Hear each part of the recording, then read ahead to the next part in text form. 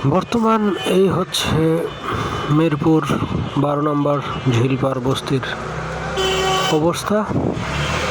আমি আপনাদেরকে ভালোভাবে একটু দেখানোর চেষ্টা করতেছি। আপনারা দেখুন, এই হচ্ছে বস্তির অবস্থা। সমস্ত ঘর ভেঙে উচ্ছেদ করে দেওয়া হয়েছে বস্তিবাসীদেরকে। তো এখানে অনেক সাধারণ জনগণ, এমনকি যাদের ঘর ছিল, তারাও এখানে এখন দাঁড়িয়ে ভিড় করছে। ওনাদের যে ভাঙারি যে সমস্ত মালামাল রয়েছে সেগুলো এখান থেকে সরিয়ে ফেলানোর পরিকল্পনা করতেছে।